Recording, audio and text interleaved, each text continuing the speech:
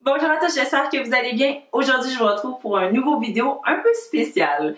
J'avais envie de vous parler aujourd'hui de tous les livres que je n'avais pas lus, que je possède, pour que ça m'incite un peu à faire une mise à jour de la bibliothèque que j'ai actuellement, les bibliothèques, et que ça m'incite à lire vraiment plus ces livres que je possède au lieu d'en acheter d'autres. Donc à l'exception de mes 3 derniers book hauls que vous avez déjà vus, février, mars, avril, qui étaient vraiment plus d'une dizaine de livres, donc assez chargés. Je vais vous montrer tous les livres qui se trouvent sur mes étagères que je n'ai pas encore lus.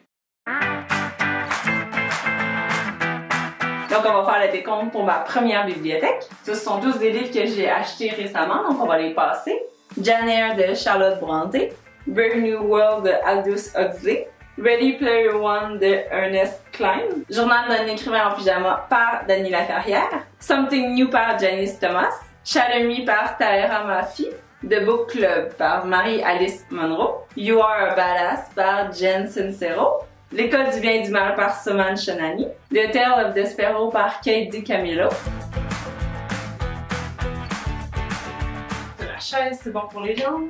Night Film par Marisha Pessl, Zodiac par Romina Russell, Le Cirque des rêves par Maureen Morgenstern, John Green Looking for Alaska, Da Vinci's Tiger par Helen Elliott, Dis-moi d'où je viens d'Emily Griffin, Soundless par Rachel Mead, A Madness So Discreet par Mindy McGinnis. Ici, c'est ma rangée vraiment classique de la littérature. Atavisme Raymond Bock, Sense and Sensibility par Jane Austen, La lenteur de Kundera, Le cas étrange de Dr. Jekyll et Mr. Hyde par Stevenson, Léviathan de Paul Auster, Le mythe décisif par Albert Camus, 2 versions de Candide de Voltaire, Liliane est au lycée de Normand Baillargeon, Lettre à un jeune poète de Rainer Maria Rilke, Odette tout le monde par Éric Emmanuel Schmitt, Le malade imaginaire par Molière, Germinal d'Émile Zola,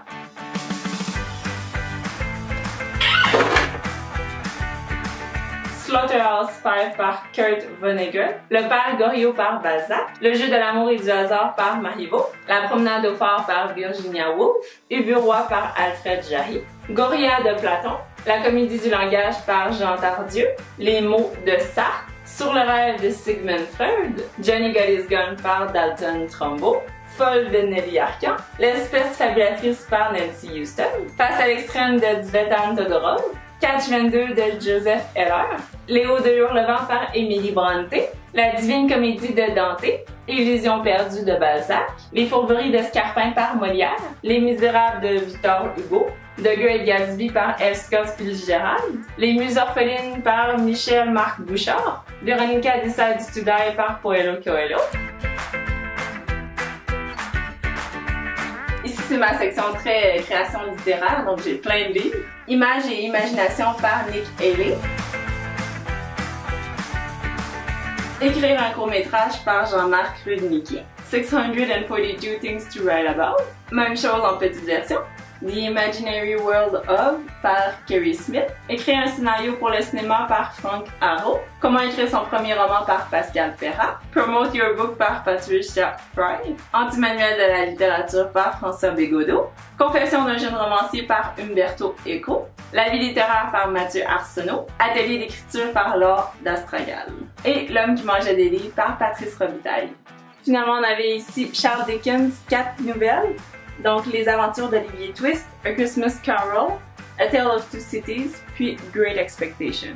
Mes alliances d'Elizabeth Gilbert, Chanson française de Sophie Letourneau, Oublié de Catherine McKenzie, et finalement Le gazon, toujours plus vert chez le voisin de Amélie Dubois.